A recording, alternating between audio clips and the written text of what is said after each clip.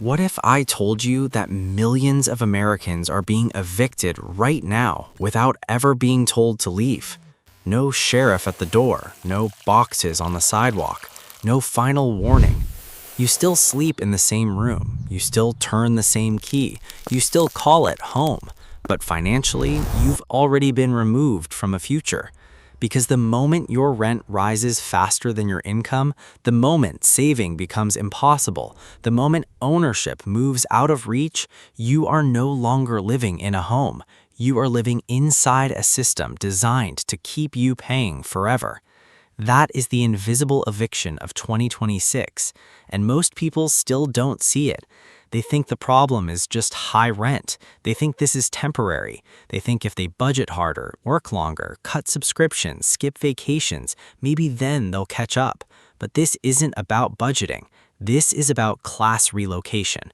Quietly, brutally, and in real time, America is splitting into two groups: people who own assets and people who fund them. And if you're renting in 2026, there's a very good chance you are being pushed into the second group, whether you realize it or not. Look at what happened. A few years ago, rent was painful but survivable for many households. Today, in city after city, rent has surged far beyond what wages can comfortably support. And while headlines talk about cooling inflation, ordinary people know the truth. The things that actually determine whether your life feels stable, housing, food, insurance, healthcare, education, are still squeezing the air out of the middle class. That's why this moment is so dangerous, because the system doesn't need to throw you out. It only needs to make sure you can never get ahead. And that's exactly what's happening. You're told renting is more affordable than buying. You're told to be patient. You're told the market will normalize. You're told to wait your turn. But what if there is no turn coming? What if the so-called affordability of renting is just the cheaper version of permanent dependency? Think about the trap. If buying a starter home costs dramatically more per month than renting, most people stay renters. That sounds rational, it sounds responsible.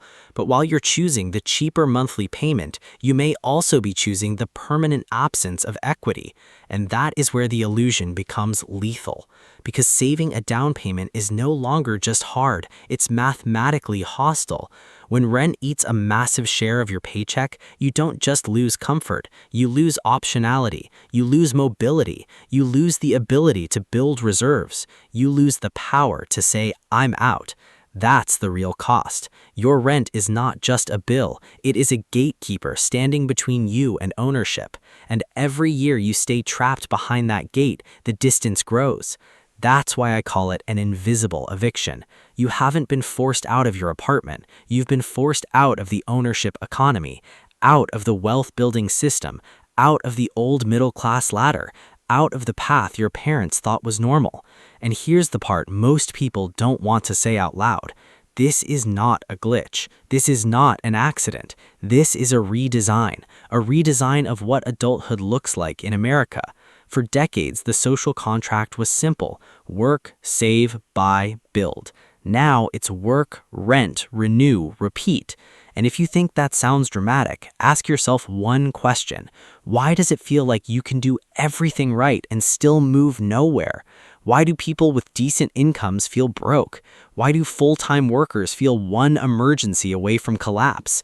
Why do couples earning more than their parents still feel less secure? Because the game changed, and most people are still using the old map. So in this video, we're going deeper. We're going to break down the real math behind the rent squeeze, the forces quietly buying up the future beneath your feet, and the only realistic escape routes left for ordinary people before this becomes permanent. Because if you don't understand the trap, you will mistake survival for progress, and by the time you realize what happened, 10 years will be gone. Now, let's talk about the other side of your lease. Because the truth is, in 2026, you are not just competing with other families. You are competing with systems, with funds, with institutions, with algorithms that do not need sleep, do not get emotional, and do not care what housing means to a human being. To you, a house is security, a backyard, a school district, a future. To them, it's yield, That difference changes everything. When ordinary buyers look at a home, they ask, can we afford the payment? Can we raise our kids here? Can we make this work? When large investors look at a neighborhood, they ask something colder. What is the rent potential? What is the appreciation curve? How captive is the tenant base? How low can vacancy go? How long can cash flow be extracted? That is why this market feels inhuman. Because increasingly, it is. The family trying to buy a first home is operating with fear, debt limits, and a monthly budget. Large investors are operating with scale, leverage, data, and patience. You are trying to survive the payment. They are trying to optimize the portfolio. And in a market like this, scale crushes sentiment. Now add another force to the equation, the lock-in effect.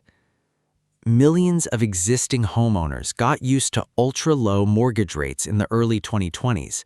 They locked them in. And now, they're not moving unless they absolutely have to. Why would they? Why would someone trade a low fixed payment for a dramatically higher one just to buy another house in the same inflated market? They won't. So inventory stays tight, listings stay scarce, and entry-level buyers get squeezed even harder. This is how the starter home dies. Not with a headline, not with a ceremony, not with a warning, just quietly removed from the menu. And when inventory dries up, prices don't just stay high, they become untouchable to people who are already being drained by rent. That's why so many people feel like they're living in a sick joke. They're told homeownership is still the dream, but every doorway into that dream is guarded by a higher monthly payment, a higher down payment, stricter lending, higher taxes, higher insurance, and fewer homes worth buying in the first place. So what happens next? A society emerges where ownership becomes concentrated.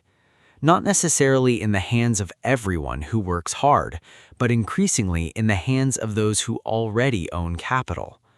That is the real shift. This isn't just a housing story, it's an extraction story. Every month, millions of renters transfer a portion of their labor into someone else's balance sheet. They are funding cash flow, they are funding appreciation, they are funding leverage, they are funding somebody else's equity while building none of their own. And after years of doing this, the gap becomes generational. The owner gains collateral, the renter gains receipts. The owner has options, the renter has obligations. The owner borrows against assets, the renter borrows against future income. That is how class structure hardens. And once it hardens, it starts reproducing itself. The children of owners inherit advantage. The children of renters inherit fragility. That's why this conversation matters so much, because people still talk about rent as if it's just a monthly inconvenience.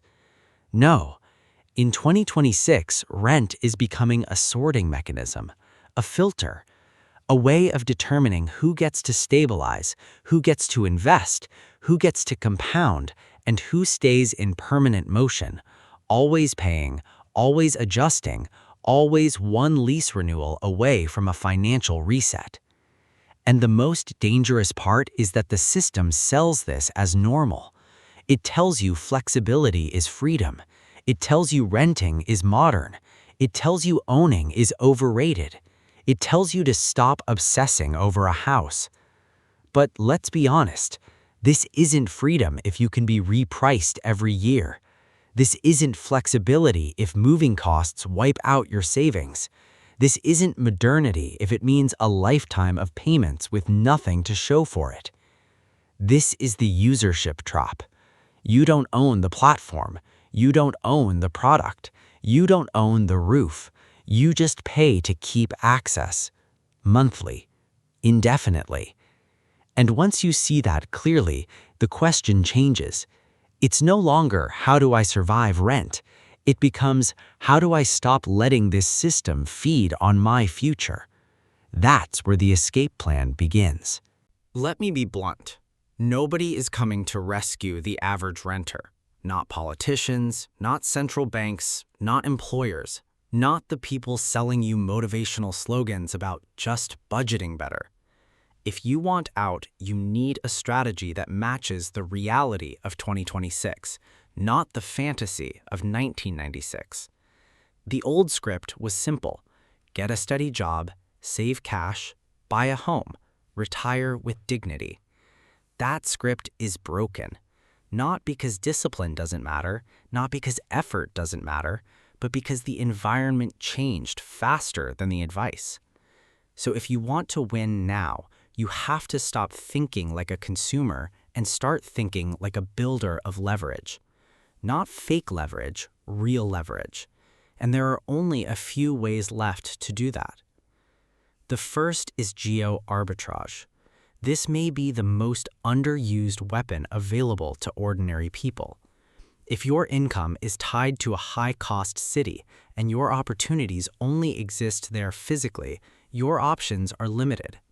But if you have any flexibility at all, remote work, hybrid work, freelancing, online sales, consulting, digital skills, then your location is no longer just where you live. It's a financial decision. And in 2026, that decision can define your entire future. Too many people are paying elite city prices for average city outcomes. $3,000 for a small apartment, premium prices for congestion, stress, noise, and the illusion of opportunity.